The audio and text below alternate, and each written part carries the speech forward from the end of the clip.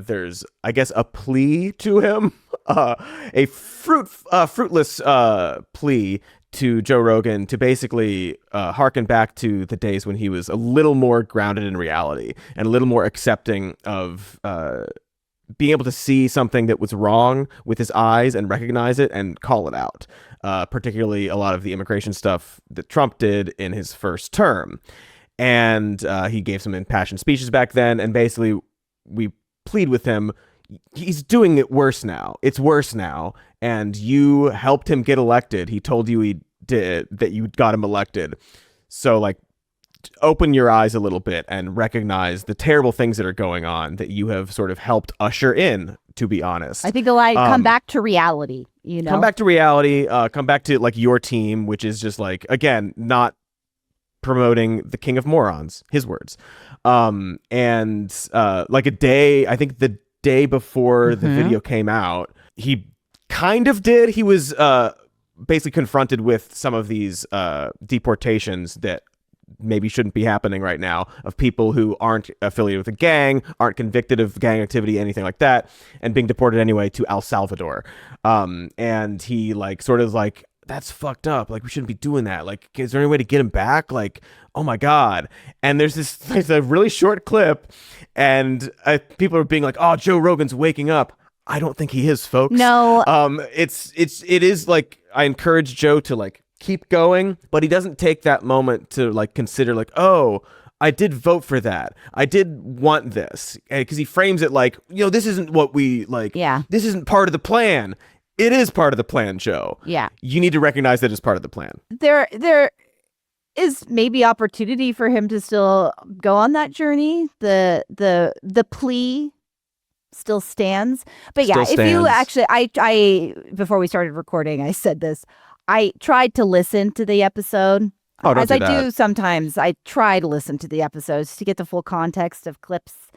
And I didn't get far because it just out of the gate, he starts off, you know, mocking all the different politicians. But the only he's like, Marjorie can you even Taylor believe Greene. it? Like, oh, you know, these are who we have to choose from. And then he only lists Democrats. To me, that's just case in point. You've got a whole host of wild characters that you could choose from as an example, but his brain doesn't even go there. It's just so knee-jerk. I'm going to mock Democrats. And there's plenty to mock, for sure, but he's not equal opportunity here. Well, yeah, the fact of the matter is Joe Rogan is an establishment shill. So he wouldn't criticize Republicans. They're the ones who are running the government right now. Anyway, we just wanted to take a moment to address that up top and go watch it. Promote the video. Did an it is amazing great. job. There are some appearances in there with me and Warmbo. It's a fun one. Okay, holidays. Oh, cute. Oh. We had a completely opposite reaction. Well, this one's good. Friday, April 4th, National Hug a News Person Day. I rescind my disgust. Right? Happy holidays, everybody. I don't know if you should just go up and hug people you don't know. That feels a little bit like an invasion of... Well, it's not National Go Up and Hug a News Person Day. But how are you supposed to hug a news person without going up to them? Yeah. I mean, I assume that consent is implied, or like asking for consent is implied, but I probably shouldn't, because that's not how we do things these days. I think you should right. just do a virtual hug like that and go, mwah. Don Lemon, if you're listening, we're virtually hugging you right now. This goes out to you, Donnie. Thank you, specifically Don Lemon. Oh, I assume that's just who it's talking about. I couldn't come up with any others. Guys, this has nothing to do with the news or the holidays, what I'm about to say, but I think that there's a skunk living in my ceiling. And Katie. I'm not joking. I hear little scamperings at night, and it smells like the house has been skunked in sometimes. It's like I can tell where he's been. Do you just have like really, really good weed? No, it's not that kind of skunk. Here's how you test it. Get some white paint, write down the back of Benny, and see if Benny starts getting romanced by whatever's in the ceiling. If that happens, Benny for there's your honeypot. skunk right there. No. He is a little honeypot, though. Aw, that's cute. Speaking of honeypots, shall we talk about the news? Yeah. I don't know.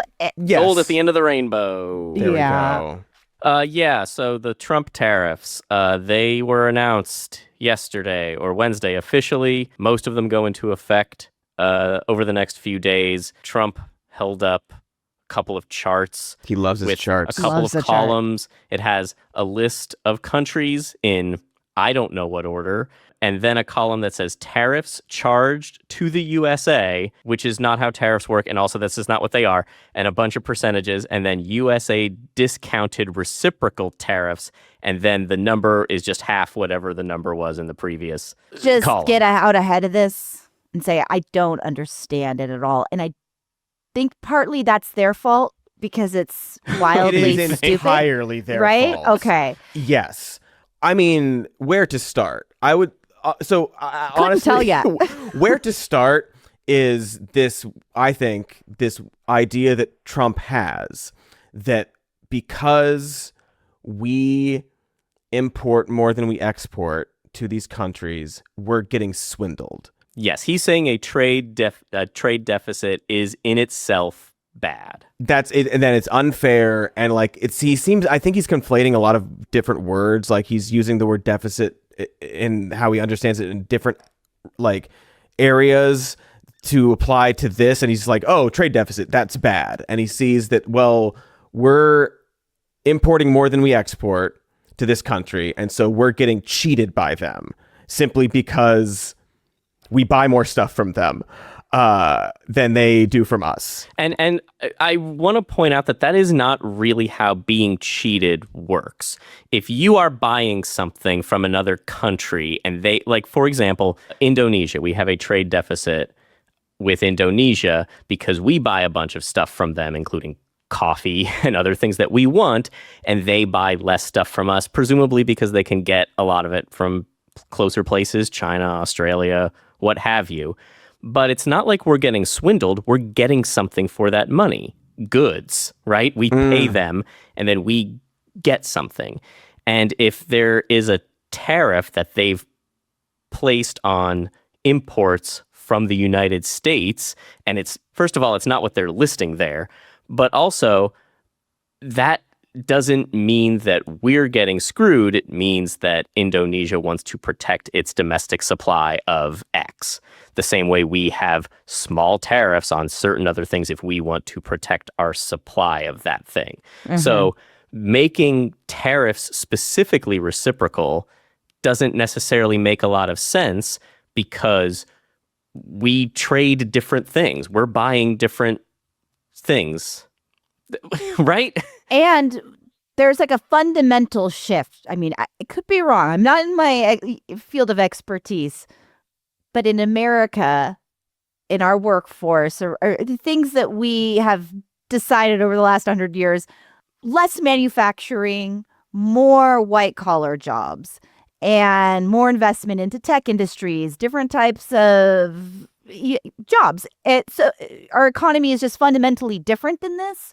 We do not manufacture. It'll take so long to shore up, to build the infrastructure, to replace the goods that if that's the actual goal, to bring more manufacturing domestically, but also just American made goods are more expensive, which isn't inherently a bad thing, but people can't afford them. People can't afford this. Yeah, our country, I mean, part of this is organic, part of it is those blue-collar manufacturing jobs became a lot less attractive once the unions were all crushed and destroyed. We, over decades after World War II, became much more of a white-collar society, and then people with their purchasing dollars, for better or worse, decided that they wanted cheap stuff from China and Japan instead of buying American. And so the economy shifted and changed, and people got different kinds of work. So having a booming manufacturing industry in this country, great. That's not a bad thing. I would hope all those new jobs would be high-paying union jobs, but whatever. Since unemployed, if the idea is we're going to replace all of these, everyone who's forced to be a DoorDash driver now, you're going to get a great blue-collar union job, if that really was the goal, they would be doing other stuff than just the tariffs.